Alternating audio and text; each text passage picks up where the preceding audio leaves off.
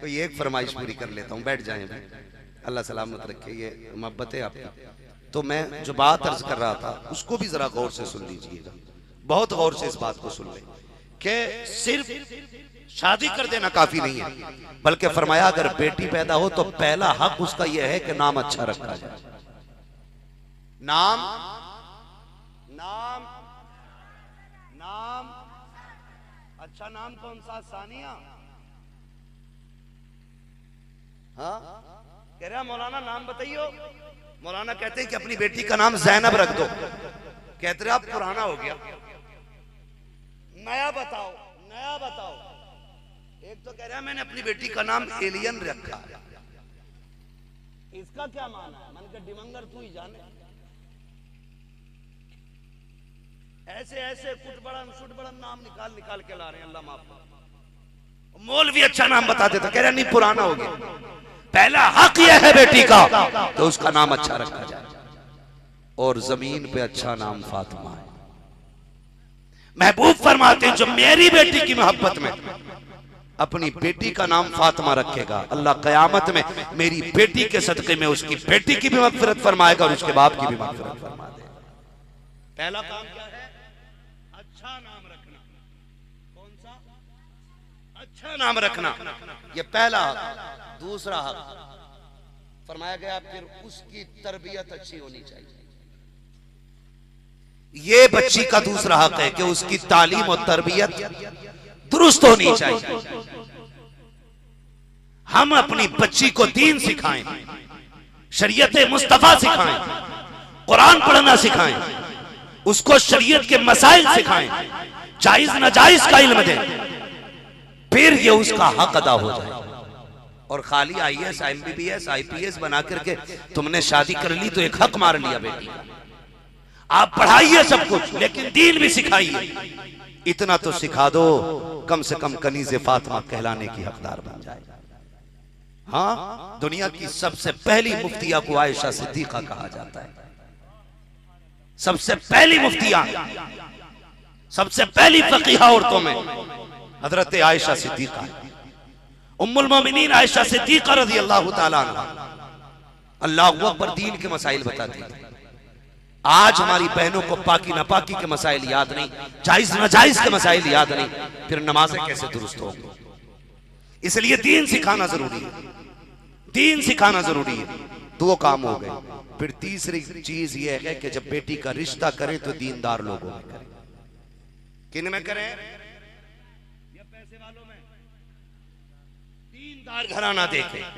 किसी शराबी के हाथ में बेटी का हाथ नहीं जाना चाहिए, किसी जुआरी के हाथ में बेटी का हाथ नहीं जाना चाहिए, किसी कबाबी के हाथ में बेटी का हाथ नहीं जाना चाहिए।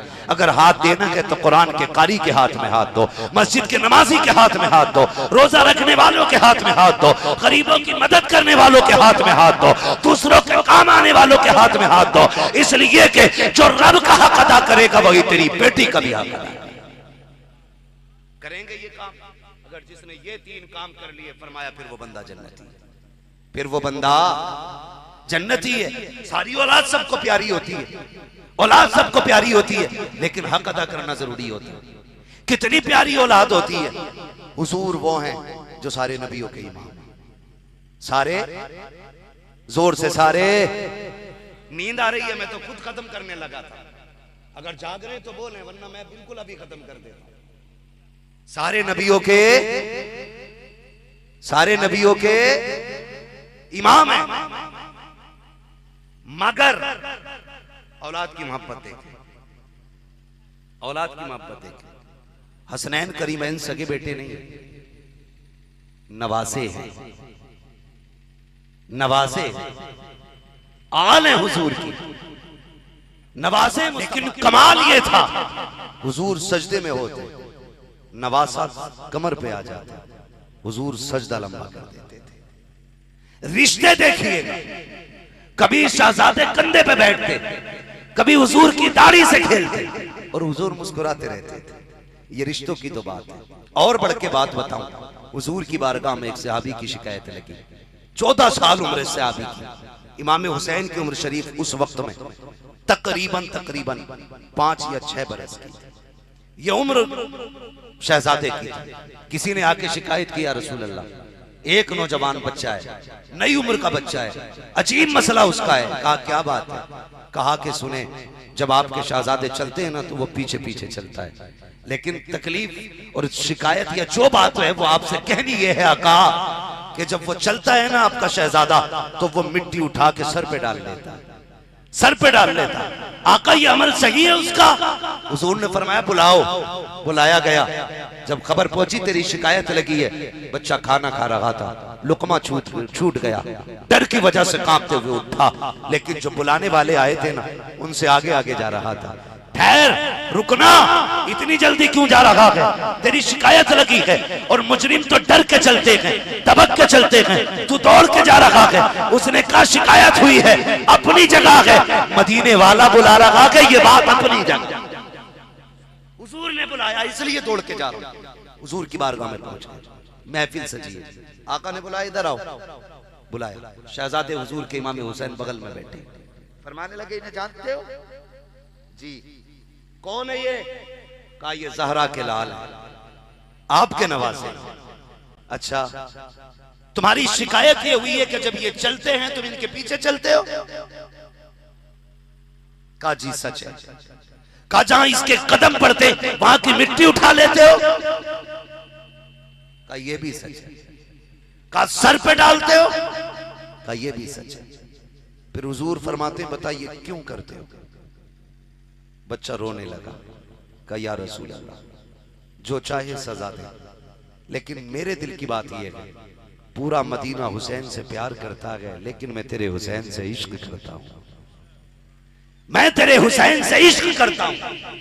आका इनके कदमों की खाक को सर का ताज बनाता हो, वो अब जो सजा चाहे आका अता फरमा दे। जैसे इतनी बात कही है, मेरे नबी अपनी जगह से उठ के खड़े हो जाते हैं। खुदा की कसम, नबी महराज में चले, अर्श की ख्वाहिश है कि तलवे चूमने मिल जाए, बैतुल मुक़द्दस से गुजरे, नबी सब खड़े हैं कि मुक्तदी बनने का शरफ मिल जाए, आसमानों से गुजरे, फरिश्ते इक्तदा चाहते हैं। अब अंदाजा लगाइए, मेरा नबी अपनी जगह से उठ के खड़ा हुआ और बाजू फैलाए, फरमाया तेरी सजा ये है, तू मोहम्मद के सीने से आके लग जा। आका ने सीने से लगाया और एक हाथ में उसका हाथ लिया, दूसरे हाथ में नवासे का हाथ लिया, आसमान की तरफ देखा, या अल्लाह मैंने इनको मिला दिया है, आखिरी दम तक तो इनको जुदा ना हो। ये औलाद की मोहब्बत होती है, ये औलाद का प्यार होता है।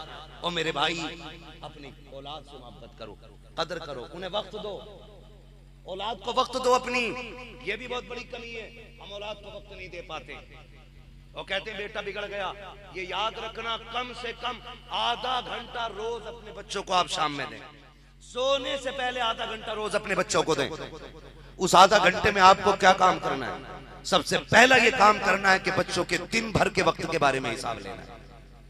उससे इतना पूछना है कि तूने दिन भर क्या किया है। अगर उसके काम आपको लगते हैं सही हैं, तो फिर आपकी जिम्मेदारी बनती है उसकी हौसला अफजाई करें। और कहीं आपका बच्चा अगर गलत लगता है तो फौरन बच्चे को समझाएं। मारना नहीं है बच्चे को, समझाना है बच्चे, समझाना है। दूसरा काम यह है, आपको अपने बच्चे के यारों पे नजर रखनी है, इसकी दोस्ती किन लोगों से हो रही है।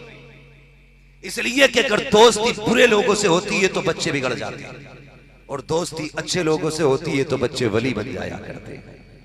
जितने दोस्त हुए सरकार गौसे पाक के सारे वली बने, सारे वली बने।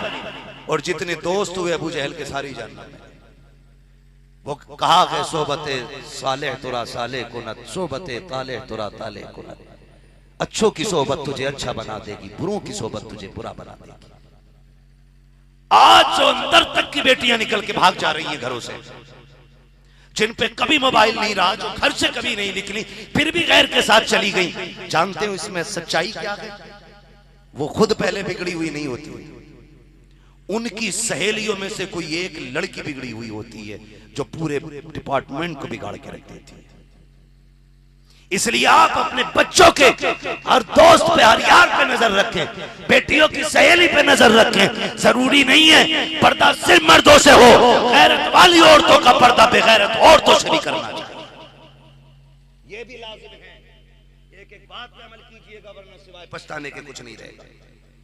अपने बच्चों के दोस्तों पे नजर रखें, और फिर उसके बाद थोड़ा सा वक्त मिले अपने बच्चों को अल्लाह रसूल की बातें बताएं।